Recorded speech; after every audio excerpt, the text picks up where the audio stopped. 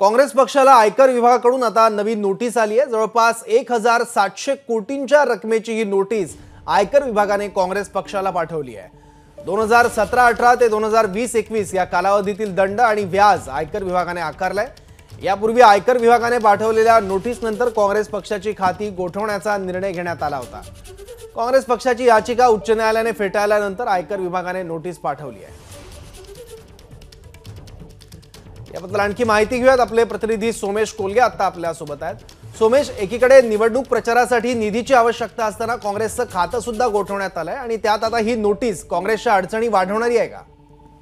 काँग्रेसच्या अडचणीत पुन्हा एकदा वाढ झालेली आहे। त्याचं कारण म्हणजे अतिशय स्पष्ट आहे की काँग्रेस पक्षाला यापूर्वी एकदा आयकर विभागाकडून नोटीस पाठवण्यात आली होती आणि ती साधारणपणे 250 ते 300 कोटी इतक्या रकमेचे दंड आणि त्यावर आकारण्यात आलेलं व्याज अशा सगळ्याचं कॅल्क्युलेशन करून ती नोटीस पाठवण्यात आली होती। पण त्यानंतर सुद्धा काँग्रेस पक्षाची खाती गोठवली गेली आणि काँग्रेस पक्ष हा इतका अडचणीत आला होता की त्यांना पत्रकार परिषद घ्यावी लागली आणि नंतर काँग्रेस पक्षाने आयकर विभागाच्या अपीलीय प्राधिकरणाकडे अर्ज केला, जो फेटाळण्यात आला।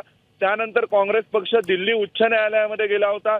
उच्च न्यायालयाने काँग्रेस पक्षाची याचिका फेटाळली आणि नंतर आता ही नव्याने काँग्रेस पक्षाला 1700 कोटी इतक्या रकमेचे दंड आणि त्यावर आकारण्यात आलेलं व्याज अशा स्वरूपाची एकूण 1700 कोटींची नोटीस ही काँग्रेस पक्षाला आयकर विभागाने दिलेली आहे।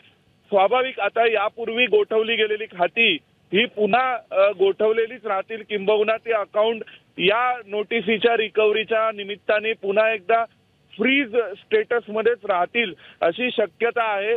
कारण आधीच्या नोटिसीच्या रिकव्हरी नंतर जो पैसा आयकर विभागाने घेतला असेल दंडाची रक्कम म्हणून काँग्रेस पक्षाने जर भरला तर शक्यता होती की काँग्रेस पक्षाची गोठवलेली खाती पुन्हा एकदा ओपन केली गेली असती। परंतु सध्या ही 1700 कोटींची नवी नोटीस दिलेली असल्यामुळे आता आयकर विभागाने जी यापूर्वी गोठवलेली बँक खाती आहेत ती कदाचित त्याच स्थितीत पुन्हा पुढे राहतील अजून काही दिवसांकरिता तरी। ठीक आहे, धन्यवाद सोमेश या माहितीबद्दल। एबीपी माझा, उघडा डोळे बघा नीट।